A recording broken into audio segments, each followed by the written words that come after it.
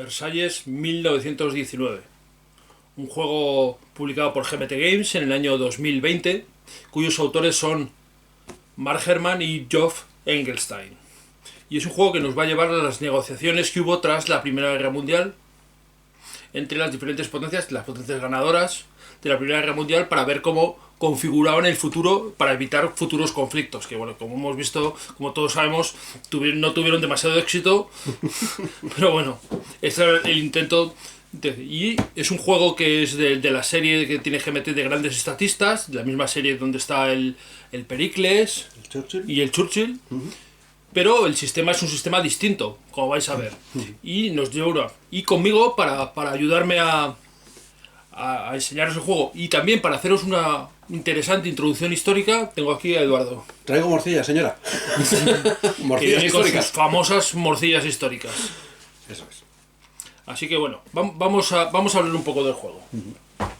A ver, este es un juego que a ambos, ¿no?, nos había pasado por debajo del radar. Es decir, era un juego que no nos había llamado la atención. Yo lo vi que salía en el P500 de GMT, pero dije, vi el tablero y tal, y no me llamó en absoluto la atención.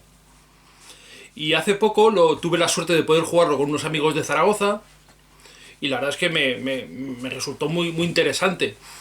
Lo encontré a un precio razonable, lo compré y lo jugamos en el club y nos gustó bastante. Y bueno, quería mostraroslo porque creo que es un juego que puede ser muy interesante para jugar a un grupo de 3, 4 jugadores. Sobre todo es un juego para 4 jugadores, pero bueno, 3 se puede jugar y puede resultar interesante. Y bueno, antes es un juego, como hemos dicho, que habla del Tratado de Versalles de 1919. Tratado en el que estuvieron las potencias ganadoras de la Primera Guerra Mundial, es decir, Estados Unidos, Gran Bretaña, Francia, Italia. E Italia. Como platos principales. Exacto, sí. De hecho, aquí en la portada del juego nos viene Lloyd George, Vittorio Orlando, George Clemenceau y Woodrow Wilson. Es decir, los presidentes de los diferentes... No sé si lo veis ahí. Los Big Four.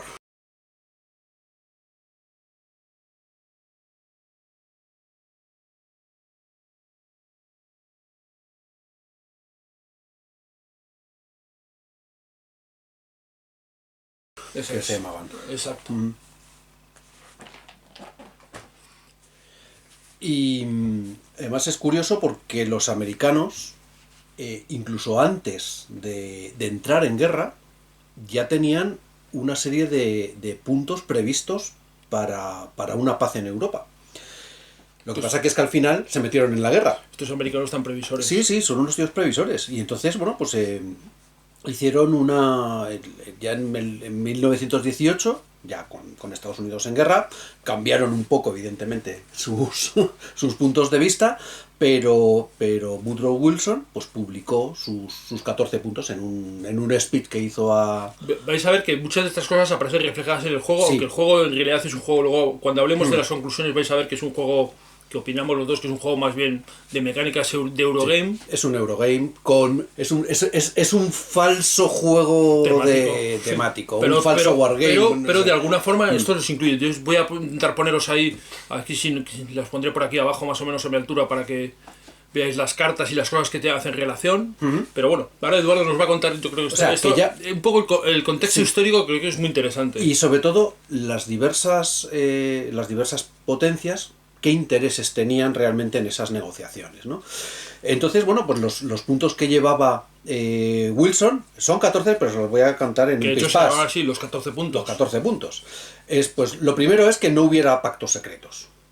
Cosa que, como sabemos, luego se pasaron todos por el forro, sin ir más lejos, el Molotov-Ribbentrop, claro, etcétera. Es lo que tienen los pactos secretos, que son secretos. Exactamente. Y después, libertad absoluta de navegación en los mares, supresión en la medida de lo posible de todas las barreras económicas. Navegación libre en los mares, ¿no? Sí, eso es. Tanto en paz como en guerra y bueno, para la ejecución de los pactos internacionales. La supresión de barreras económicas. Malditos liberales. Ya sí, estos americanos tan liberales. Después, la reducción de armamento. Decían hasta el punto más bajo compatible con la seguridad interna. Que es donde se incluyeron la reducción de los portaaviones, de los acorazados. Claro, luego se hizo el Tratado de Washington, que es donde ya se definía todo eso. Después, temas de intereses de soberanía. Claro, los Estados Unidos estaban más pensando en la independencia de las colonias que otra cosa. Y claro, Francia e Inglaterra no estaban en absoluto de acuerdo con eso. Claro. Después la evacuación, cuando hablamos de evacuación significa que los alemanes abandonaran el territorio ruso. Otro punto era que Bélgica también debía ser evacuada, que también todo lo que había sido conquistado. Sí, todas las conquistas pues debían ser evacuadas. Todo esto es antes de llevarlo evidentemente y ganar la guerra. Todo el territorio francés debía ser liberado. También ponían un punto específico en lo de Alsacia-Lorena, porque decían que eso era un error que debía ser corregido. El tratado este yo no tengo muy claro. ¿Tiene lugar mientras la guerra estaba aún... No, es del 19.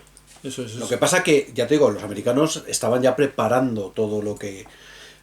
digamos, estaban preparando la paz. Y lo que pasa que fueron con estos puntos al tratado, a Versalles a negociarlo, ¿no? Vale. El territorio francés debía ser liberado, el tema Alsacia-Lorena, que debía volver a Francia, el reajuste de las fronteras de Italia, el tema de Austria-Hungría, que ellos tampoco tenían demasiado claro qué hacer, pero luego... El reajuste de las fronteras se refiere sobre todo respecto a Austria. Claro. Pero también hubo reajustes respecto a Inglaterra, en colonias, en la parte de Etiopía y Abisinia. Después, Rumanía, Serbia y Montenegro, que habían sido ocupadas por las potencias centrales, también debían ser, ¿cómo se llama esto?, desocupadas. El tema del Imperio Otomano, que básicamente también decían que el Imperio Otomano, lo que es la actual Turquía, sí, pero todas las colonias, sí, todo el territorio que tenía, claro, Egipto y debían gestionarlo pues países estupendos como Francia e Inglaterra. Sí. Después, lo que sí llevaban los americanos es que debía erigirse un Estado polaco independiente y la formación de la Sociedad de Naciones. Vale, que es el germen de las Naciones Unidas. Sí. Y ahora cuando os lea cómo se desarrolló esta conferencia, vais a ver que el que manda y el que no sí, a dar palmas. Suele pasar. Porque inicialmente había un consejo de los 10, ¿vale? Que era compuesto por 2 delegados de Gran Bretaña, Francia, Estados Unidos, Italia y Japón. Ojo, que había 27 países participando, ¿eh? Todos los participantes en la Primera Guerra Mundial estaba China, estaba Japón, estaba Portugal, estaba algunos países centroamericanos que también declararon la guerra. Había muchos países metidos en el tema. De hecho, a ver, de lo que me preguntabas, empezaron las negociaciones el 18 de enero del 19, ahí en Versalles, precisamente, y había 70 delegados de 27 naciones. Rusia fue excluida porque había firmado la paz separadamente y además se excluyó a los alemanes para negarles la oportunidad de dividir a los aliados diplomáticamente. O sea, que un tratado cojonudo. Esto, como veréis, luego les encantó a los alemanes. Efectivamente. Entonces, el Consejo de los 10 era 2 delegados de Gran Bretaña, Francia, Estados Unidos, Italia y Japón, pero que al final este consejo fue sustituido por el de los 5, que eran los primeros ministros de cada país, para discutir asuntos menores, los ministros de Asuntos Exteriores.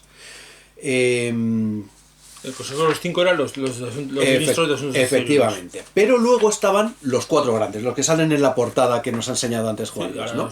Que eran los presidentes de los diversos países. Que en un momento dado se retiró Vittorio Emanuele Orlando, se retiró el italiano y se quedó en los 3 grandes. Y entonces, bueno, pues estos 4 personajes... Parece casi una cosa como lo de Mel Brooks y las tablas de la ley, las 15 tablas de la ley. Sí, no. 10 tablas, las 10 leyes. Efectivamente. O sea, los 4 grandes, no, los 3 grandes. The Lord Jehovah has given unto you these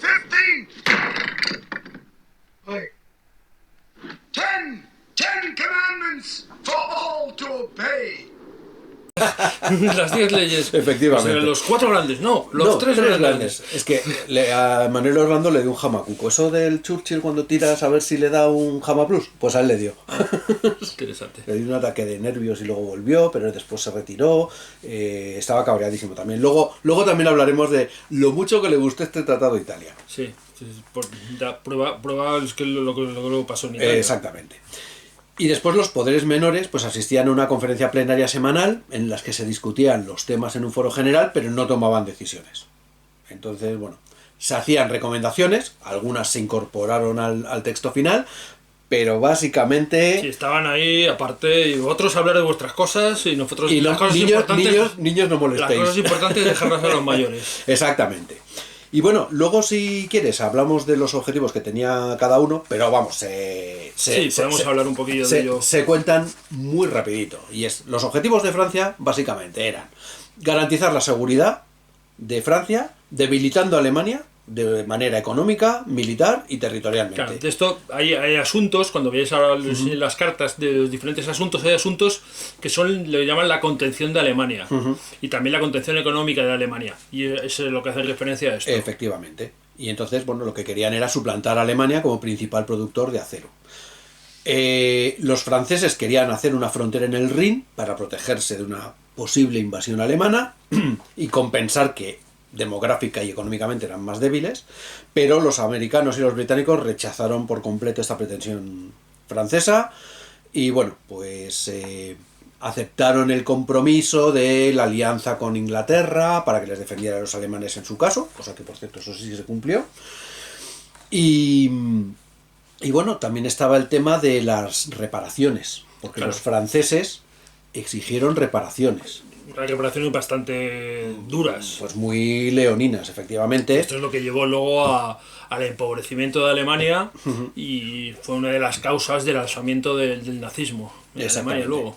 Sí.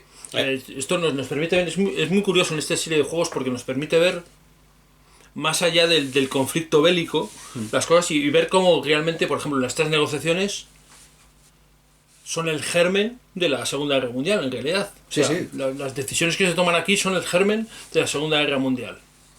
Y es muy curioso el ver todo este tema, cómo se engarza y ver cómo las decisiones políticas al final tienen efectos reales. Muy importantes, efectos, claro. Es decir, reales más allá de los que están negociando, reales en otros, en terceros. En este caso, por ejemplo, Alemania no está incluida en el tratado, pero se ve completamente afectada. Sí, claro. Se están hablando de todo el rato de Alemania y de tú me vas a dar esto y tú me vas a dar esto. Eso lo vamos a ver en el juego con las fichas esas que digo de contención y otras de fabricación de flotas y tal. Bueno, el juego ya decimos que es un juego, ahora cuando lo expliquemos un poco es un juego muy sencillo de reglas, casi un Eurogame, pero tiene estos pequeños matices, estas pequeñas gotas de historia, que son muy temática. Interesantes. Porque, a ver, que no solamente Alemania eran potencias centrales, estaba Austria-Hungría y estaba el Imperio Otomano, y estaba Bulgaria. Y todos se vieron afectados por decisiones que se tomaron en Versalles. Pues el Imperio Otomano, digamos, perdió su imperio, los búlgaros perdieron también una parte de su territorio y además tuvieron que pagar unas indemnizaciones importantes. Sí, o sea, es la cosa, pues fue bueno, muy gorda realmente, ¿no? Bueno, pues como decíamos, los franceses lo que querían era recuperar la hegemonía europea, el Sarre, querían el carbón y el hierro del Valle del Sarre, Alsacia-Lorena, o sea, había muchos temas que a los franceses les importaba mucho. Y las reparaciones, que las exigieron y las consiguieron. Después estaban los objetivos británicos, que realmente ellos, los británicos querían apretar a los alemanes bastante, pero la opinión pública estaba de acuerdo a favor de una paz justa, que se llamaba, que es obligar a Alemania a pagar reparaciones y que no pudiera repetir la agresión del 14, aunque había algunos, como Wilson, que quería una paz más de reconciliación, lo que llamaban la paz sin victoria. Es decir, que no vamos a exprimirlos hasta que sangren, hasta, como decían aquí, hasta que las pepitas chirríen. Y bueno, en privado Lloyd George se opuso a la venganza, intentó llegar a un compromiso entre las exigencias de Clemenceau, el francés, y los 14 puntos, Pero bueno, Claro, aquí hay una cosa fue complicado. que hay que tener en cuenta, y es que antes de la Primera Guerra Mundial, Francia y Prusia, Alemania, se habían enfrentado en las guerras franco-prusianas. Y las condiciones que pusieron los alemanes a los franceses tampoco fueron condiciones Sí, amigables. y facilitas, con lo cual los franceses tenían un sentimiento de revancha y decían, ahora hemos ganado nosotros y ahora te vamos a apretar a ti también. Es decir, se van. La historia al final es una sucesión de acontecimientos que unos van repercutiendo en otros. Claro. Y aquí lo vamos viendo. Claro, entonces George quería que sí, que hubiera reparaciones, pero que no se paralizara la economía alemana. ¿Por qué? Porque de esa manera Alemania seguía siendo una potencia económica viable y un socio comercial. Porque los ingleses también, pues claro, quieren los ingleses socios también. comerciales, evidentemente. Entonces, bueno, aquí sale otro tema que hay por ahí, que son las pensiones y los subsidios las pensiones de guerra y subsidios a las viudas, que las metieron en las reparaciones de Alemania. Y bueno, de esa manera se aseguró que una cantidad de dinero de las reparaciones fuera a Gran Bretaña, ¿no? Y además luego quería neutralizar la armada alemana para que la armada inglesa fuera la más potente. La más dominante, que la es más dominante luego lo que decíamos del Tratado de Washington, que luego firma todo eso. Exactamente.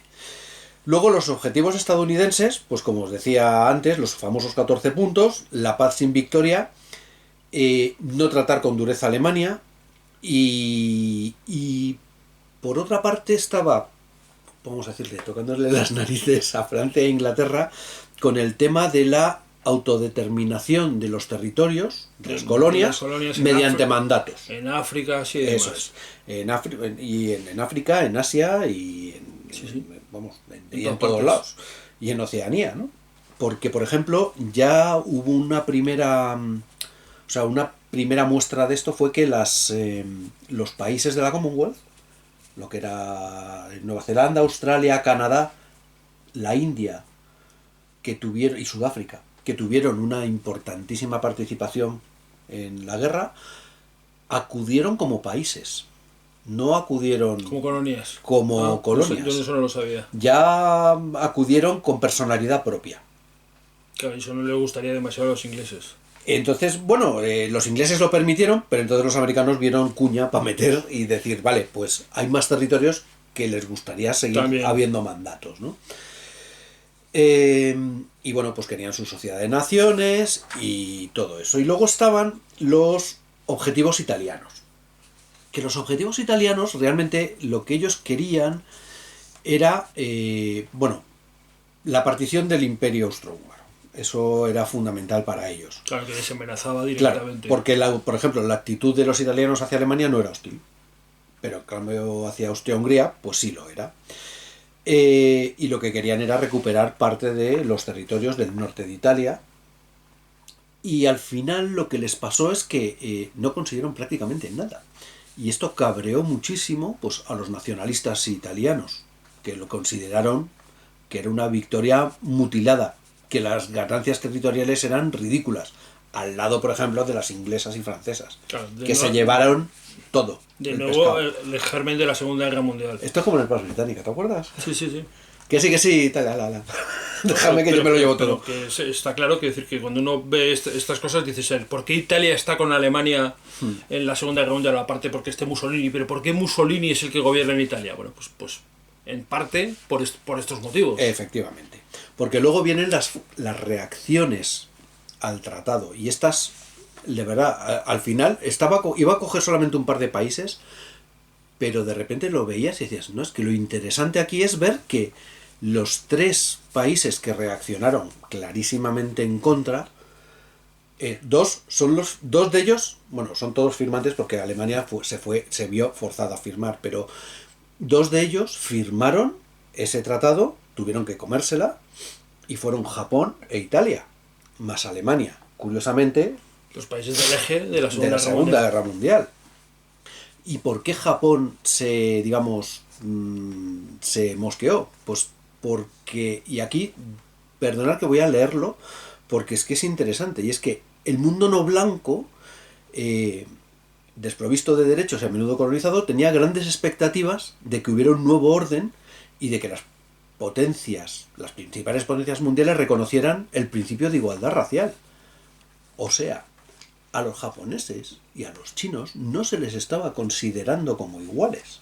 No, claro. A los africanos ni te cuento. Seguimos en un mundo europocéntrico o occidentecéntrico. Sí, y además os voy a leer que la diplomacia japonesa guardaba el amargo recuerdo de la retórica del peligro amarillo y la arrogancia sustentada en las suposiciones sobre la carga del hombre blanco, la discriminación hacia sus hombres de negocios, las restricciones a inmigración de asiáticos, etcétera, etcétera. Entonces, bueno, pues... Sí, lo que hoy en día llamamos privilegios del hombre blanco, ¿sabes? O del hombre europeo o occidental. Sí, sí, entonces... Bueno, que era el que dominaba el mundo y claro, otras partes del mundo decían, hey, tíos, nosotros también... Pero básicamente los japoneses lo que decían es, oiga, nosotros hemos sido absolutamente leales a la Entente. Hemos luchado lo que teníamos que luchar, hemos puesto todo lo que teníamos que poner y ahora lo único que estamos diciendo es, lo que queremos es el reconocimiento del principio de igualdad racial en la Comisión de la Sociedad de Naciones. O sea, agárrate. Es una cosa que nos parece ahora tan ajena, decir, o sea, los asiáticos son iguales a los hombres occidentales, los hombres blancos occidentales. Bueno, y además, Ahora nos parece evidente, pero no lo era hace 100 años. Sí, pero lo curioso del tema es que, por cierto, los japoneses le acababan de sobar el morro a los rusos, al hombre blanco, en la guerra ruso-japonesa de 1905. O sea que, cuidado con esto, ¿no? Pero bueno, las propuestas de igualdad siempre fueron rechazadas por los diplomáticos británicos, franceses, estadounidenses y australianos.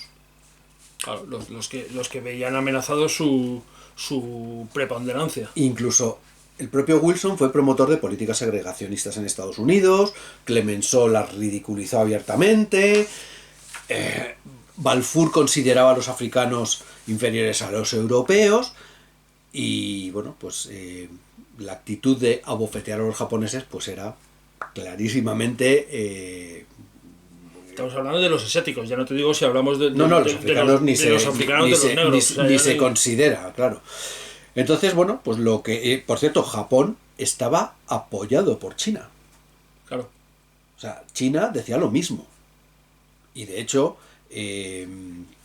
China también andaba bastante mosqueada con el tema de que la colonia que tenían en los alemanes en China, no me acuerdo ahora mismo cuál es, no la he apuntado, maldición.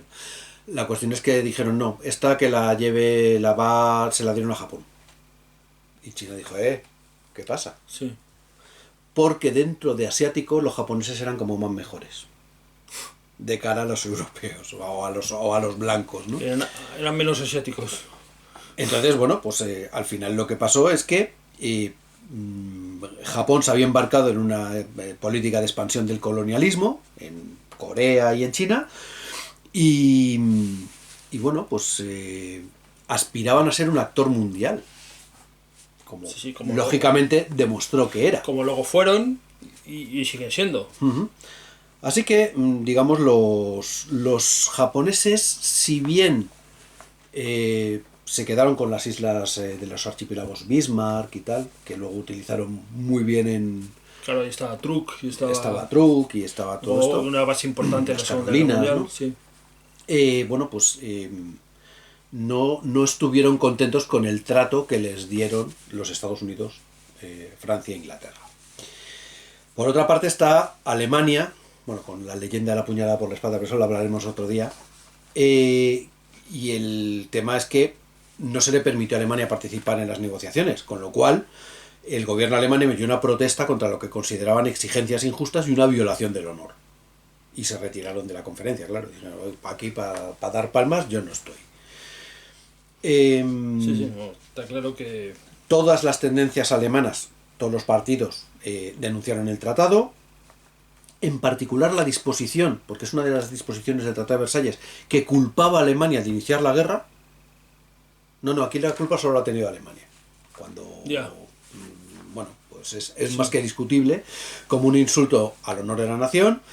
Se refirieron al tratado como el Diktat, porque se le presentaron los términos a Alemania como o lo tomas o lo tomas. Esto es lo que hay, fírmalo. Exactamente. Y el primer jefe de gobierno elegido democráticamente en Alemania, Philipp Schneider, dimitió antes de firmar ese tratado y en un discurso ante la Asamblea Nacional calificó el tratado de horrible y asesino martillo de brujas, y además diría, exclamó, y esto lo tengo entre comillas, ¿qué mano no se encogería si se encadenara a sí misma y a nosotros de tal manera? Bueno, al final lo que dijo es que el tratado era absolutamente inaceptable. Se montó otro gobierno. Para Alemania era... Se montó otro gobierno y al final vamos a contar por qué lo firmaron. Y es que Alemania creía que si se negaba a firmar el tratado, los aliados los invadirían desde el oeste y no había ninguna garantía de que el ejército fuera capaz de resistir a esa invasión. Se le preguntó a Hindenburg si el ejército era capaz de ofrecer una resistencia significativa y si había la más mínima posibilidad de que el ejército pudiera resistir. Y al final llegaron a la conclusión de que no podían reanudar la guerra ni siquiera de una manera limitada. Entonces, bueno, pues visto el tema, pues fueron a la asamblea por 237 votos a favor, 138 en contra, pues dijeron que, bueno, pues vamos a firmarlo. Tragamos porque pensaban que si no les iban a invadir iba a ser peor todavía. Claro, sí. O sea, esto era malo, pero lo otro podía ser peor, ¿no? Y después, bueno, pues está la reacción de Italia, ¿no? Que fue extremadamente negativa porque habían tenido un montón de bajas, pero no habían conseguido ningún objetivo de guerra, en particular el control de la costa dálmata y del Fiume. Entonces, bueno, Wilson rechazó las reclamaciones de Italia y y formaron Yugoslavia y se lo llevó todo Yugoslavia. Yugoslavia que fue una amalgama de territorios y que luego pues austrohúngaros, que bueno, luego duró lo que duró y tuvo los problemas que ha habido. O sea, al final, fijaos hasta qué punto un tratado como el de Versalles de 1919 tiene efectos 100 años más tarde. Prácticamente 100 años después. Sí. Efectivamente. Y entonces, bueno, pues aquí lo que ocurrió es que había tantas diferencias y las diferencias en la estrategia de negociación entre Vittorio Orlando y los ministros de Exteriores de los otros países, bueno, pues puso tan furioso a Vittorio Orlando que sufrió un colapso nervioso y en un momento dado abandonó la conferencia. O sea, eso es lo que decías, que le dio un jamacuco. Sí, aunque posteriormente regresó. Y luego ya sí que se fue y dejó a otro en su sustitución. Perdió su puesto de primer ministro justo una semana antes de que se firmara el tratado. Y bueno, la ira y consternación por las disposiciones del tratado contribuyeron a allanar el camino para el establecimiento de la dictadura de Mussolini tres años después. Evidentemente, es que solo son 3 años después. 3 años después. Sí, es que Mussolini cuando estalla en la Segunda Guerra Mundial llevó un montonazo de años en el poder. Sí. Así que es muy interesante sí que lo todo lo que tiene este juego, que no lo vamos a ver en este orden, evidentemente, no vamos a estar tanto en la conferencia, pero sí que vas viendo todas las cosas que realmente se trataron. Es muy interesante en África, tener en cuenta en Asia y en... este trasfondo a la hora de ver los asuntos que van saliendo, porque si bien los asuntos están puestos de manera que los 4 jugadores tienen, digamos, las mismas oportunidades, digamos, no es un país más poderoso que otro, aunque esté Italia, Inglaterra, Estados Unidos y Francia, porque es un juego y entonces el juego tiene que estar equilibrado, pero si vas viendo los asuntos, por qué estaban, es decir, qué significa, y el tener este trasfondo, saber esta historia, la verdad es que te hace verlo de otra forma el juego. No, y disfrutar el juego mucho más, porque entonces entiendes y por qué la carta que veíamos antes, pues una de los Balcanes, por qué pues esto te incendia Europa, los italianos tienen sus intereses, los ingleses tienen sus intereses. Cada uno y además a su lado. Hace más infelices a unos que a otros, que las cosas se vayan por un lado que por otro. Que se incremente el nivel de rebelión. Acuérdate que en la partida, por ejemplo, Polonia era un tema muy recurrente. ¿Y esta parte qué hace? Se la lleva a Polonia se hace independiente, no se hace, se hace democrática, se hace como en fin, 1000 cosas, ¿no? Hay 1000 cosas, sí. Hay 1000 cosas y la verdad es que el juego se hace interesante, divertido y te hace, al menos a mí y a Eduardo también, te hace buscar el trasfondo, leer historia, informarte. Sí. Y ya solo eso es un mérito importante, porque yo hasta ahora, la verdad, el Tratado de Versalles sabía que existía y tal, pero me decía el rollo ese de... Claro. Y no, cuando sacas información y ves, dices, caramba, qué interesante es el ver en detalle muchas cosas de la historia. Es más, si te acuerdas, cuando jugamos al Cataclysm, ibas tirando del hilo y ibas sacando cosas muy interesantes, pues como esas, el Tratado de Washington. Exacto, todo se ve reflejado el ahí. tema de por qué Italia tenía tanta influencia sobre Austria antes de la guerra, porque era casi un aliado de Italia y no de Alemania, porque luego el Anschluss, porque mil cosas, y sigues tirando de ese hilo y dices, ¿y por qué se llegó a esto? Pues porque al final llegas a Versalles y a la Primera Guerra Mundial. Entonces, puedes seguir hacia abajo, lo que decía, puedes seguir a las guerras franco-prusianas. claro, y la guerra franco-prusiana, que tiene repercusión aquí también. o la O sea, ruso-japonesa. Y te puedes remontar casi hasta Napoleón. Sí, Entonces, entonces, casi, te puedes remontar perfectamente a Napoleón. por eso el continuo de la historia pues es tan interesante. Y no meterle, algunas veces que metemos unos cortes tan Sí, unos gordos, hachazos gordos que parece que son eventos... no ha pasado nada antes de la Segunda Guerra Mundial. No, hombre, no. que son eventos aislados, no eventos conectados. La historia es un continuo, efectivamente. Bueno, más o menos yo creo que ya os hemos contado un poco cuál es ese trasfondo, y lo que conviene ahora es, yo creo, Sí, echarle un vistacito al... Vamos a echarle un vistazo al juego, porque ahí vamos a ver primero los componentes, los diferentes tipos de cartas que hay, el tablero y cómo funciona más o menos el juego. Venga. Bueno, pues esto de aquí que tenéis son las cartas de los asuntos, los issues que se van a tratar, que son las que van a conseguir los puntos de victoria. ¿Qué es lo que tenemos en cada carta? Pues tenemos un número de puntos de victoria que van a otorgar a quien tenga el control sobre esa carta al final de la partida. En este caso son todos 4, pero hay de otros valores. Aquí las tenemos de 6, de 5, de 3, o sea, hay de todo. De 3, bueno, valores diversos y variados. Hasta 7, que son las más grandes, son de 7. Vale, lo que vamos a ver en cada una de ellas es que nos va un título que nos va a decir... Un título que nos va a decir a qué se refiere, qué asunto se refiere. Pues aquí en este caso es Dobruja, aquí las negociaciones con Rusia o Palestina. ¿A qué zona nos referimos del mundo? O si son de alguna zona del mundo, o son a qué tipo de negociaciones pertenecen. En este caso es el Oriente Medio, Europa y los Balcanes, pero hay algunas, por ejemplo, como esta de aquí, que es la reforma laboral, ¿vale? La reforma del trabajo, que pertenece a la Liga de Naciones. Es decir, que no necesariamente son de localizaciones. O esta de aquí, que es de reparaciones de guerra, indemnizaciones de guerra. Bueno, que hay diferentes, digamos, pertenecen a diferentes cosas. Y eso puede tener su influencia, como luego veréis cuando expliquemos un poco el juego. Y luego, cada uno de los asuntos tiene unas posibles resoluciones, es decir, puede acabar de una forma u otra, dependiendo del asunto que sea, pues de una forma u otra. Por ejemplo, las negociaciones con Rusia nos dice que podemos hacer oferta o no hacer oferta. En el caso de Palestina, nos dice que puede ser un mandado de Inglaterra, de Francia, independiente, o el Estado sionista, es decir, un Israel libre. ¿Vale? Y cada uno de ellos tiene unas consecuencias. Aquí en el caso de Dobruja, si es de Rumanía, de Bulgaria, o se realiza un plebiscito, una votación. Bueno, cada uno de estas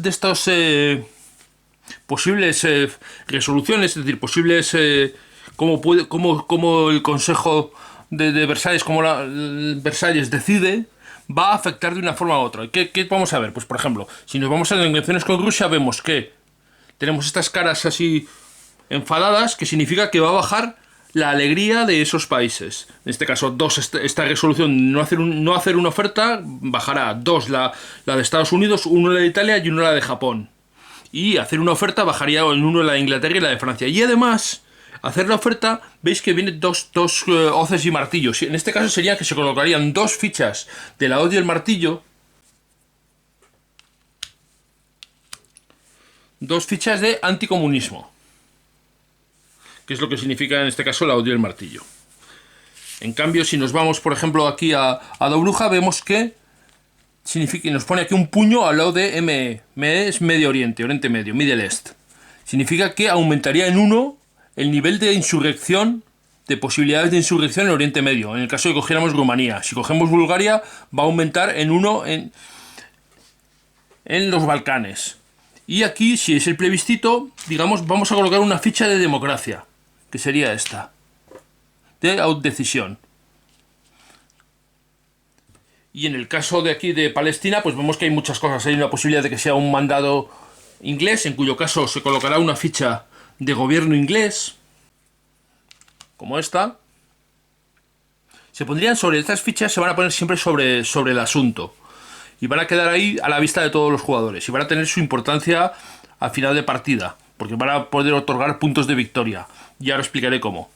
En el caso de que fuera un mandato francés, se pondría una ficha francesa igual. Se puede aquí, independiente, pues una de votación. Bueno, y aquí, por ejemplo, vemos que hay una cara feliz. Es decir, Inglaterra sumaría 1 a su alegría si se hiciera desde el Estado sionista que hay de abajo. Y vemos que cada uno tiene consecuencias, ¿no? Pues por ejemplo, en el Middle East aumentaría, en el Oriente Medio aumentaría en 3 el nivel de rebelión. Es decir, evidentemente formar el Estado de Israel allí, pues a los árabes pues no les gustaría mucho. Bueno, y estas son las resoluciones, digamos, los asuntos que vamos a tratar. Y sobre los que se van a ir poniendo influencias y vamos a decidir quién, no solo quién tiene el control, que significa que son los puntos que vienen ahí, sino cómo va a afectar al resto del juego según cómo se resuelva. Hay una cosa que podemos marcar y es que, por ejemplo, algunos asuntos tienen este símbolo con el rifle tachado, que significa que son asuntos en los que no, cuando luego el asunto, luego explicaré, cuando expliquemos cómo funcionan cuando hay una rebelión, digamos una insurrección en un sitio y saliera una carta sale una carta a puja, las que tienen este símbolo, los ejércitos no se van a poder usar para pujar. ¿Por qué? Pues porque no son asuntos donde los ejércitos, digamos, tengan peso. En este caso son unas negociaciones con Rusia, pues los ejércitos evidentemente ahí no van a tener peso. Pero en cambio, si fuera un territorio, pues sí, los ejércitos pueden, como Dobruja o Palestina, pues los ejércitos sí van a tener peso, por eso no tienen este símbolo. Bueno, pues estas son las cartas de asuntos, simplemente para que tengáis claro cómo son, y hay muchísimas muy diferentes. Vamos a ver las otras cartas realmente que hay. Hay otras cartas y luego unas cartas que son especiales, pero bueno, vamos a ver ahora las cartas de evento. Y esas de aquí son las cartas de eventos. Las cartas de eventos van a hacer relación a algún tipo de acontecimiento, como son aquí las maniobras militares, o las sufraguetes, o algún tipo de personaje. Tenemos aquí a John Maynard Keynes o a Mahatma Gandhi. Y van a tener dos partes. Van a tener una parte de arriba, que es el evento que se va a resolver cuando la carta sale, cuando se va a revelar, y una carta otra acción o otra especie de evento abajo que se va a resolver cuando se resuelvan los asuntos, cuando un asunto se decida. Y, bueno, como veis hay muchas cosas diversas. Estas cartas además pueden tener cierto control sobre ellas algún jugador, que colocaría un cubo, los que tienen este cubito cuadrado ahí, se coloca un cubo sobre ellas cuando bajan a la mesa de deliberaciones, la mesa de decisiones, se puede poner un cubo ahí y un jugador puede influenciar a ellos. Pero bueno, como veis hay muchas cosas, y aquí en muchas de ellas van a salir las revueltas. Las revueltas, como por ejemplo esta de aquí, veis que pone Uprising Check, se hace un chequeo de revuelta, de levantamiento. Y eso va a desencadenar eventos aleatorios, digamos, que no tienen control sobre ellos los jugadores en el juego. Y va a ser bastante interesante cómo funciona el juego. También algunos de ellos van a hacer, por ejemplo aquí dice chequeo de Uprising en Europa. Esto sería, por ejemplo, en el sitio que está con más posibilidades de que lo haya, el que está más avanzado. Aquí pues va a moverlo el Power Keg, que es el barril de pólvora, que vais a ver luego en el tablero. Bueno, digamos, todas estas cartas van a mover algunas fichas que hay en el tablero y van a tener decisiones, van a afectar a las cosas que vamos a ver. Bueno, y nos quedan los últimos tipos de cartas, que son lo que llamaríamos las cartas de agendas, las cartas digamos, que pueden optar, las opciones que pueden tomar los jugadores, cada uno de los jugadores, por que haya un tipo de fichas u otro que estén en juego. Bueno, y estas son las 10 cartas que hay de agenda. Estas las van a escoger los jugadores en un momento determinado, cuando después del primer levantamiento van a escoger de las que estén disponibles, porque se van a sacar al azar las disponibles.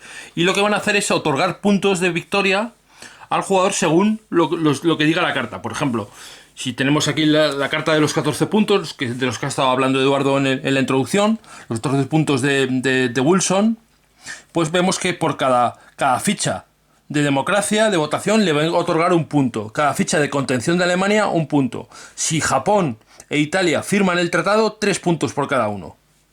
Y cada asunto de la liga que controles, pues 2 puntos extra. Hay que notar que las fichas, por ejemplo aquí las fichas de economía, o las fichas de aquí de imperios, ¿vale? Van a contar todas las fichas que tengas. Todas las que tengas. Es decir, si hay fichas de imperio inglés o de imperio italiano, en cualquiera de los asuntos van a contarle puntos de victoria al jugador que tenga, por ejemplo, la movilización. Los ejércitos que tengan, el bonus de final de partida por felicidad, pues se puede duplicar. Es decir, van a ser cosas que van a tener influencia y además van a influir como queramos que se resuelvan algunos asuntos, porque, por ejemplo, nos va a convenir que los asuntos de anticomunismo saltan si tenemos esta agenda de poner fuera de la ley la guerra o contener al comunismo. Pues vamos a ver que nos va a puntuar, nos van a dar puntos extra por cosas. Y esto, digamos, esto va a hacer un poco que los asuntos que tienen otros jugadores también nos interesen, porque da igual, por ejemplo, que haya fábricas, digamos, de la industrialización que estén en asuntos nuestros o en asuntos de otro jugador. Nos van a contar los puntos igualmente. Bueno, pues ya hemos visto los 3 tipos de cartas que hay. Así que bueno, vamos a echarle un vistazo al tablero de juego y cómo se va desarrollando un poquito el juego. Vale, pues ya tenemos aquí puesto el tablero del Versalles 1919. Y como veis, pues tiene diferentes partes y voy a explicaros un poquito cada parte qué es lo que tiene. Bueno, lo primero que tenemos es el tablero este de regiones, que hay 5 regiones, son las 5 regiones, digamos, del mundo, donde van a tener colonias, o pueden tener colonias o intereses los países. Y esto se va a representar de una forma abstracta aquí en este track. Tenemos Europa, los Balcanes, Oriente Medio, África y el Pacífico. Y tenemos 2 marcadores, un marcador de nivel de unrest, un nivel de rebelión, que es este de aquí, que va a ir avanzando hacia este lado.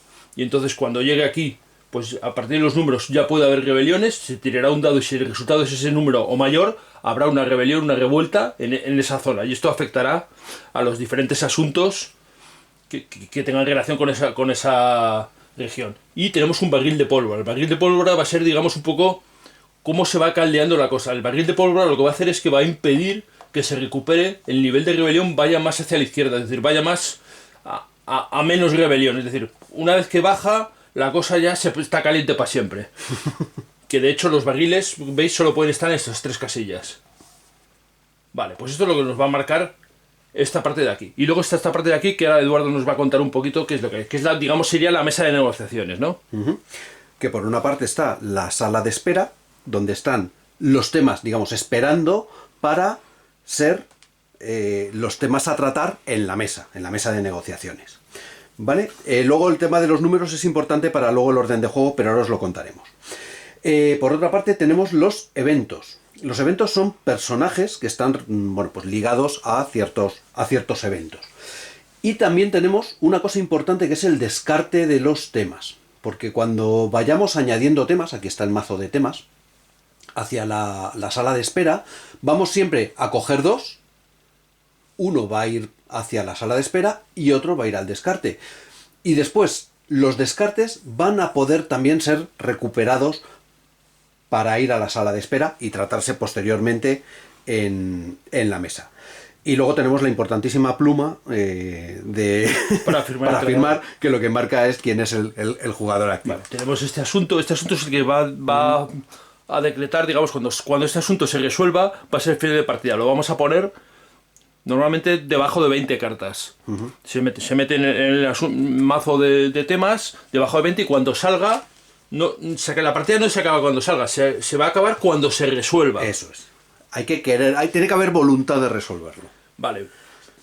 Eso es lo que vamos a ver aquí. Y aquí nos queda esta parte de aquí que es muy sencillita. Tenemos aquí es donde van a estar, digamos, las fichas que vayamos usando. Las fichas de influencia, que son los cubitos. Una vez usadas van a estar aquí y las tendremos que recuperar. Y los discos, que son los ejércitos. Los ejércitos se van a poner aquí.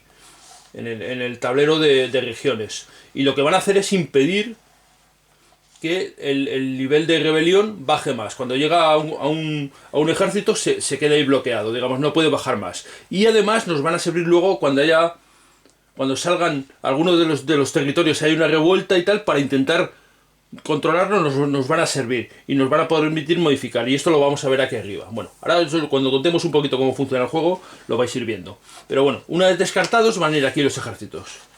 Vale. Y también está esta zona que es la de desmovilizar. Al desmovilizar un ejército se van a poner aquí las fichas y nos va a aumentar estos puntos el nivel de felicidad de nuestro país, que es importante porque hay unos puntos al final de partida por el jugador que tiene más felicidad o los que tienen más felicidad. Bueno, pues más o menos aquí el tablero este ya lo hemos explicado. Falta este lado de aquí, que se van a colocar las cartas de estrategia, dependiendo del número de jugadores. Si son 4 jugadores, pues se colocarán 5. Y las escogeremos en un momento determinado. Básicamente cuando se produzca la primera de las rebeliones.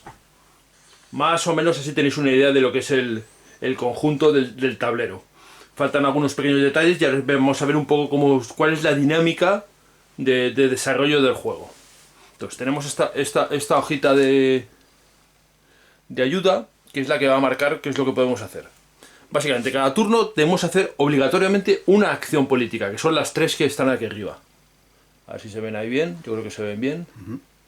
Esas 3 acciones políticas, que básicamente son colocar influencia en 2 asuntos. Podemos colocar influencia en cualquiera de los asuntos que están en la habitación de espera, en la zona de espera, o en los 2 asuntos que están sobre la mesa. ¿Cuánta influencia?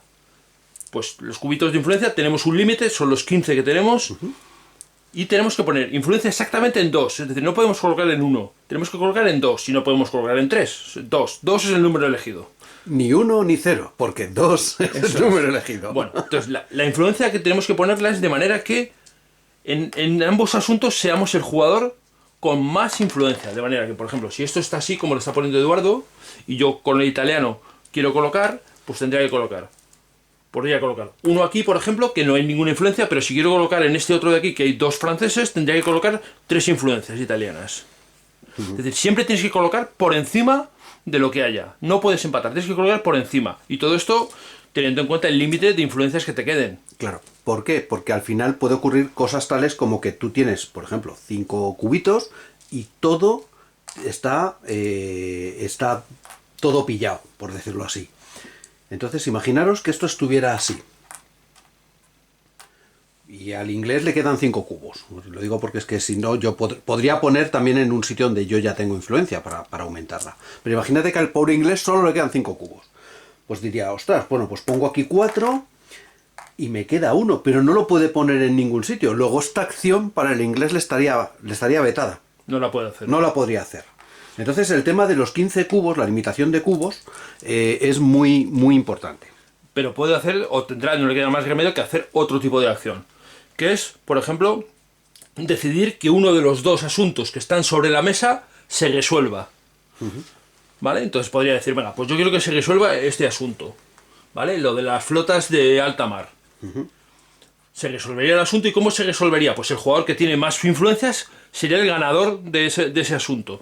El ganador perdería todos los cubos de influencia, se irían aquí, y la mitad de los otros jugadores. Eso y la otra mitad lo recuperaría. Y esto se lo llevaría y puntuaría, tendría esa puntuación. Y tendría que decidir, como os he explicado antes, tendría que decidir cuál de los resultados es el que tiene el asunto. Y aplicaríamos lo que pusiera en el resultado.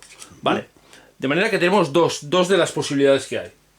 ¿Vale? Y la tercera posibilidad, que también la podría hacer en inglés en el ejemplo que ha dicho Eduardo, sería reclamar hasta 6 cubos de influencia de los que están ya usados y todas las unidades militares que hubiera aquí. Es decir, en inglés, si tuviera, por ejemplo, aquí, supongamos que tiene todo esto, pues diría, venga, pues recupero 4, 5 y 6 y mi unidad militar. Y todo esto lo tendría en disponible de nuevo. Eso sería otra de las acciones obligatorias. Es decir, colocar influencia, resolver un asunto o recuperar cubitos, básicamente.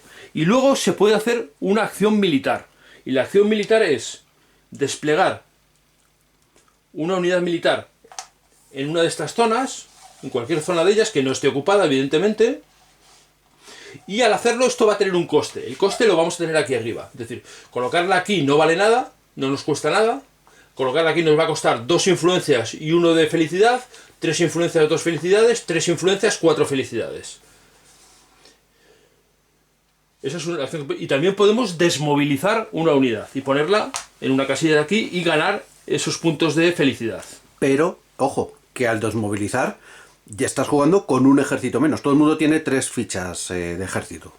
Si juegas con una menos, vas a tener posiblemente menos influencia en el tablero de las regiones. Claro, esto queda permanentemente, se queda desmovilizado. Ya has perdido ese ejército.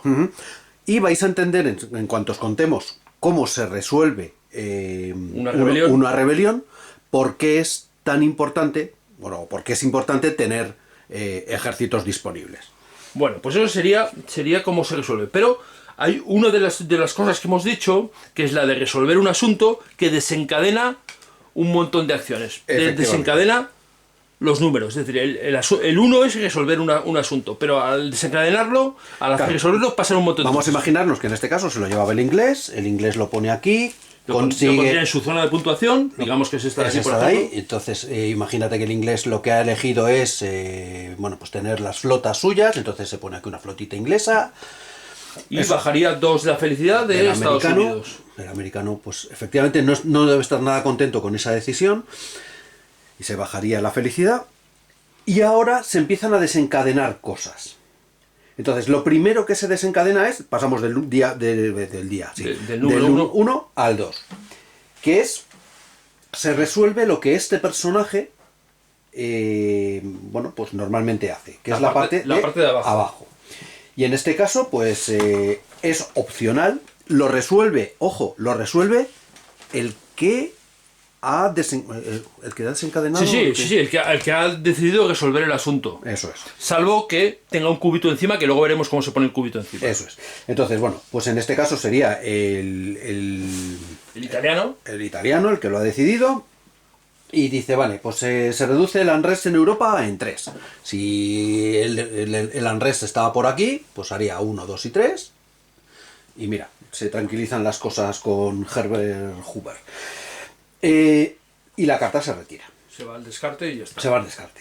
Y después lo que haría, pasamos al punto 3, y es uno de los 2 personajes que hay aquí, bajaría aquí. ¿Quién lo decide también? Quien ha resuelto el issue. Entonces, pues imagínate que le interesa más esta guerra civil y bajar a este fulano.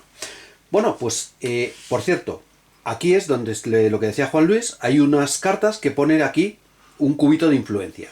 Y es que el que lo baja, si en este caso estábamos diciendo que era el italiano el que resuelve, puede poner un cubo. Esto significa que en el momento que otro jugador resuelva uno de los temas, cuando lleguemos al punto 2, en vez de hacerlo el que lo resuelve, lo hace el que tiene influencia sobre el personaje. Y él decide el que tiene el punto de influencia, que puede ser importante.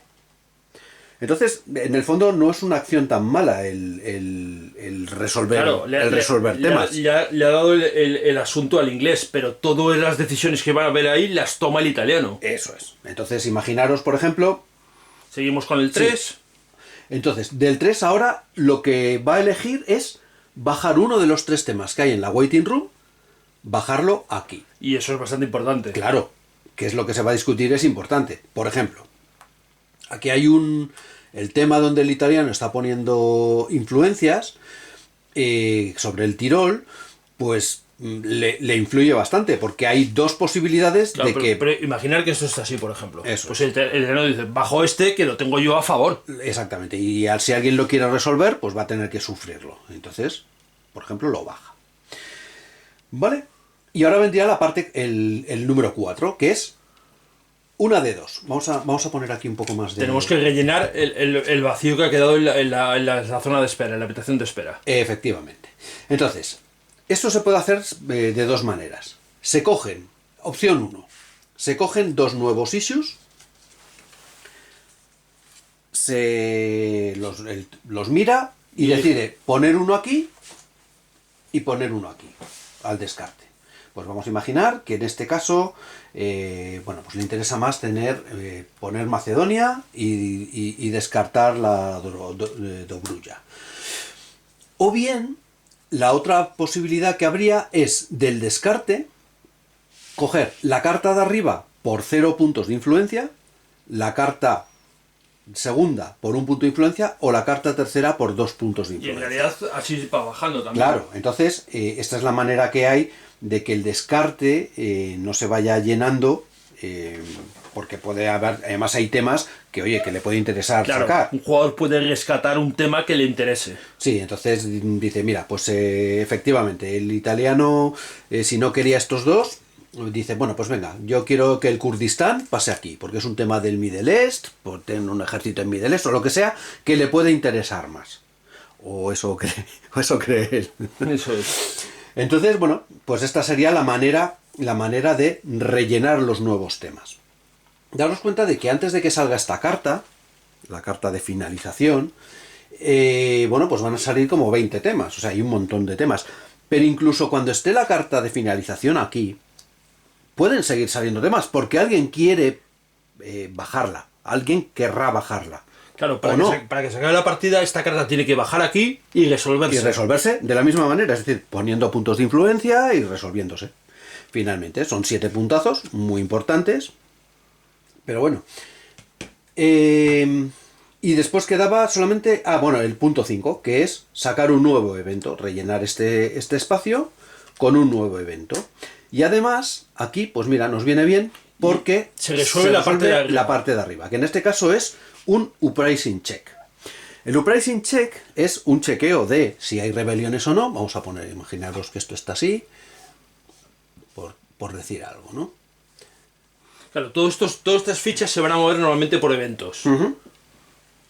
Por eventos y bueno, por resolución de más cosas. De asuntos. Porque claro, como habíamos dicho antes en la explicación de las cartas, por ejemplo, aquí el ME en el Middle East sube 2 la rebelión. Ay, perdona. Sí. O bien en los Balcanes sube 1, en el Middle East sube 1. Dependiendo de qué opción se tome. Claro, todos estos temas cosas. van a afectar a las regiones. Todos esos puñitos son, pues eso, que aumenta el nivel de rebelión. Entonces, ¿cómo se hace un uprising check? Pues muy sencillo. Como veis aquí, en la zona y donde está la ficha del rebelión, si bajas hasta abajo hay un número. Sí, normalmente la carta te indica si es un uprising check en general, entonces siempre se aplica al que tenga el nivel mayor. Y en caso de empate, a los dos. Puede que te diga que ya es un chequeo en un sitio concreto, en una zona concreta, o puede que diga que sea al azar. Si es al azar, tirarás un dado aquí y verás cuál es la zona afectada. Incluso puede pasar que no haya ninguna. Bueno, entonces, por ejemplo, en este caso, pues como dice uprising check, el que está más alto son los Balcanes, pues tiraríamos con un 3 o más, pues no habría uprising, pero con un 3 o más se desencadenaría toda la secuencia. Y si quieres lo explicamos, Juan Luis. Sí, pero vamos a hacerlo poniendo algún ejército para explicar lo de los ejércitos. Vamos a poner, por ejemplo, un ejército italiano y un inglés. Aquí. Que estuvieran aquí. ¿Vale? Y vamos a suponer también, pásame un francés, que hubiera algún otro ejército en algún otro lado. ¿Vale? No va a tener influencia aquí, pero bueno, digamos que esto podría tener un aspecto así parecido. Venga. Entonces, chequeamos aquí a ver si hay un uprising. Nos sale un 5, porque 3 o más es uprising. Pero antes de hacer esta tirada, los jugadores que tengan un ejército en esta zona de aquí, en estas tres líneas, pueden decidir sumar 1 o restar 1 al dado. Es decir, tienen influencia en la posibilidad de que se produzca o no se produzca la rebelión, el levantamiento. Vale, vamos a imaginar, y este, por ejemplo, sería un caso, que el italiano ha visto que el inglés tiene esa provincia en la Dobruja, que es de los Balcanes. ¿Qué es lo que va a pasar cuando surja un unrest? Pues que una de las provincias de los Balcanes va a salir, por decirlo así, a subasta. O hay que controlarla. O se pierde el control ahora mismo la persona que la... Sí, normalmente el jugador que tenga más cartas de asuntos de esa zona tiene que elegir la carta de mayor valor para que salga a subasta. Digamos, salga a ver quién la controla. Puede controlar él u otro jugador, pero va a haber una especie de subasta, que es lo que va a explicar Eduardo ahora. Vale, entonces, pues en este caso imaginaros que sale Dobruja. Vale, ¿cómo se hace el control de esta nueva provincia? Bueno, pues ahora mismo lo que empezaría es un bid, ¿cómo se llama? Una puja. Una puja. Una puja. Que empieza el Entonces, jugador dueño. De entrada, Antiguo dueño. tú puedes poner o cubitos de influencia o unidades militares.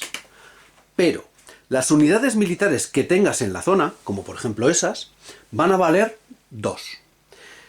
Y y el resto de, por cierto, y el resto de jugadores, si quieren, pueden participar también. Sí, todos los jugadores pueden participar. O sea, aquí el americano podría decir, pues sí, pues venga, empiezo yo. Siempre Claro. y empiezo yo poniendo pues una unidad militar y 2 influencias. Vale, y lo pondría aquí. Dice, yo pujo con esto para intentar controlar esta zona. El francés pasa. El inglés dice, sí, me vais a quitar a mí lo mío.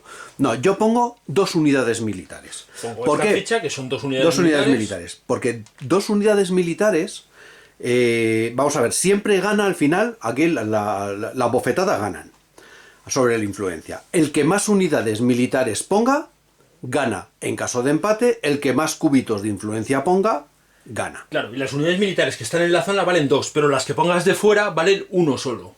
Entonces, bueno, imagínate que el italiano dice, venga, pues yo sabes lo que te digo, que voy a poner mis 2 unidades militares y mi tercera unidad militar, porque el inglés, recordad que ya no tiene una tercera unidad militar.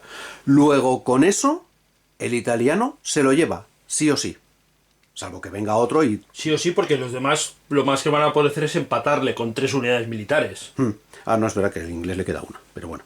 Y el italiano tiene Bueno, una de el caso es que el que ponga más puntos militares gana. Y en caso de empate en puntos militares, el que tenga más influencia. Exactamente. ¿Vale? Y como son pujas que nunca puedes igualar, tienes siempre que superarlas, pues si no puedes superarla, adiós muy buenas. ¿Y qué pasa? Pues el jugador que ha ganado esta puja se quedaría la carta.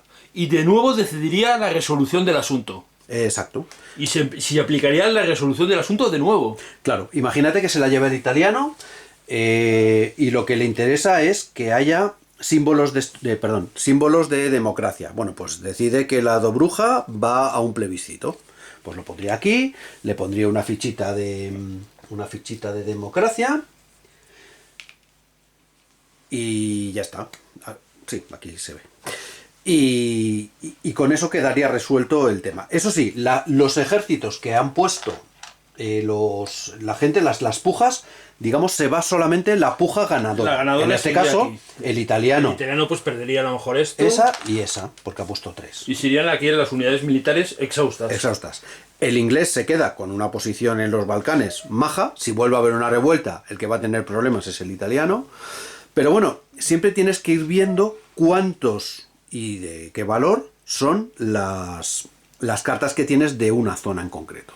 Claro, ver quién le interesa. Y además esto haría una especie de un reset. De reset al nivel de Unres, que se iría hasta la casilla de delante del barril de pólvora. Efectivamente.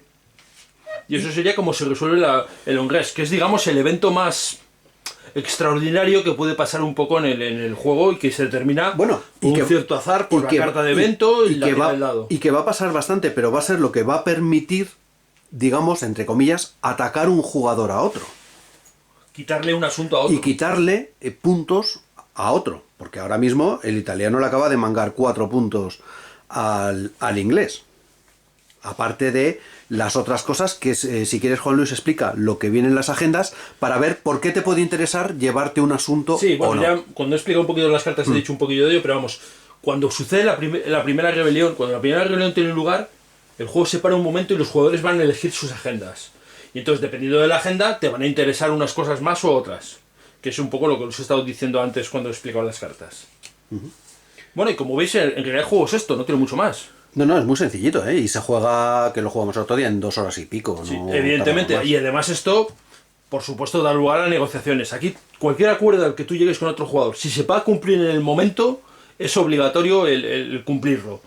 Pero si se va a cumplir en un momento después, ya no. Es decir, si yo le digo, oye, si me resuelves este asunto, yo aplicaré la resolución en la parte de abajo, la de Italia, si lo haces. Y entonces Eduardo dice, venga, pues yo resuelvo este asunto. Yo estaría obligado a resolver lo que he acordado con Como él. lo has dicho, sí. Pero si yo le digo, no, oye, resuelve este asunto y luego... No, cuando baje ese ya te... Y cuando baje ese yo te apoyo. Pues eso ya se verá. Aquí ya se lo lleva el viento. Eso exacto. Bueno, entonces tiene su negociación, tiene su... Bueno, ahora hablamos un poquito de lo que es el juego. Bueno, pues ya habéis visto que el juego en realidad es un juego bastante sencillo, pero que tiene todo ese sabor que decíamos al principio de toda esta historia, toda esta intrahistoria o esta... No solo intra, y exo. Y exo historia. O sea, toda la historia que hay aquí, Sí. todo el trasfondo que tiene. Lo que sí nos ha parecido es que, a ver, es evidentemente todo lo que contamos al principio del programa. Realmente no se va a ver como tal. O sea, los países, te da igual jugar con Inglaterra que con Francia. Te da absolutamente igual, o Italia. Sí, no hay diferencias. Porque tú no tienes unos intereses más que los que cojas en esas cartas de agenda. Que puede salir cosas tan locas como que, mira, no, lo que realmente quería América no era el tema de las independencias de los países, sino todo lo contrario, Bueno, más imperialismo. Viene más o menos equilibrado porque se supone que hay el mismo número de agendas o de resoluciones de agendas que favorecen a unos o a otros, pero otros. claro, no coincide con el país. Pero bueno, bien, está bien porque, como decía al principio Juan Luis, es un juego y tiene que estar equilibrado, Claro. si no, pues Si no- podía hacerse un poco rollo para algunos jugadores. Si no, pasaría un poco lo que pasaba en el Pax Británica, Británica, que es sí. que tienes un país muy poderoso como Inglaterra y Italia en el Pax Británica, que es No, prácticamente la misma no hace época, nada. es un paisillo y hay una forma en el Pax Británica lo resuelven dividiendo los puntos de victoria por un número. En Inglaterra divide entre 10, Italia divide entre 2. Sí, pero las horas de juego en las que tú no puedes hacer nada mientras Inglaterra baila y se lo pasa bien, Claro. Pues eso no te lo quita nadie. Y aquí no. Aquí todos hacen lo han mismo. decidido tomar otro camino y es que todos sean iguales. Bueno, pues está bien. Eso la verdad es que hace que el juego, a mí el juego me ha resultado entretenido, me ha resultado sí. divertido. Y a mí también. Y además se generan discusiones en la mesa y piques y cosas, y eso al menos en el grupo que jugamos nosotros, gritos, en el grupo que jugamos nosotros, pues está bien. Está bien porque es divertido, nos resulta divertido. Sí. Pero vaya, que lo que os decíamos, es un euro. Es un euro disfrazado de diplomático, Sí, y tiene que ver con guerra, pero es un euro. Yo no diría un euro, diría que las mecánicas pueden ser muy de euro y que, bueno, a ver, es el Tratado de Versalles, pero podría aplicarse a cualquier otro tipo de tratado o otro tipo de cosa. Sí. Es decir, el tema está integrado, pero no está pegado completo, no está unido de manera indisoluble con el juego. O sea, sí que es verdad que tú puedes tomar decisiones militares, por ejemplo, pues desmilitarizo o no desmilitarizo, o voy a tener una presencia fuerte en ciertas zonas, llevo a tal sitio o a tal- o voy solamente a ir, por ejemplo, a temas de cierta región y las voy a defender con uñas y dientes, que es otra posibilidad, porque no hemos jugado lo suficiente, pero hay estrategias, se pueden seguir estrategias, ¿no? Pero sí, efectivamente, no vayáis pensando que esto va a ser como un Diplomacy o No, como no. un... No. No, es un juego más ligero, un juego más, Sí, más no. rápido de jugar, es un juego de jugar en 2-3 horas. Sí, 2 horitas, 3 horas máximo. Está muy bien, la verdad es que a mí me pareció súper entretenido y eso, tiene ese saborcillo donde cada vez que va saliendo un personaje, ¡ay, a ver quién es! Ah, vale, pues y este Claro, hizo tal, pues- y este tema, ¿por qué le toca las narices a este país? Y, por el, ejemplo? y el motivo de hecho de hacer este vídeo y de enseñaros el juego y mostraros todos estos detalles, todas estas cosas es porque probablemente, supongo que a muchos otros os habrá también el juego se habrá pasado desapercibido, habrá pasado lo que llamamos debajo del radar, como me pasó a mí. Y creo que es un juego que merece la pena que se conozca. Así que espero que esto os haya servido para conoceros e interesaros en el juego. Y buscar por Wallapop y los sitios a ver si los hay baratos. Espera. Primero, dame 2 días para editar y Bueno, pues no sé si tú quieres añadir alguna cosa más. No, que la verdad es que también era un juego que yo las veces que lo he visto, en principio, y hay que decirlo, la portada no es nada atractiva. No. El tema en sí mismo no tampoco me llama gran cosa. Y yo creo que tampoco ha sido demasiado publicitado. No, Entonces, bueno, pues no sé si es una joya en el fango, pero sí es verdad, había pasado desapercibido. Pero y, sí era una joya oye, un poco oculta. pues os lo avisamos, el que lo tenga por ahí, que así, esperamos que con este vídeo tenga un argumentario para decirle a sus amigos, veis, estos dicen que es divertido y tal. Vamos a jugarlo. Pues sí, bueno, pues nada más que esto. Espero que como siempre os haya resultado entretenido, interesante este vídeo y muchas gracias por verme. Hasta luego. Hasta luego.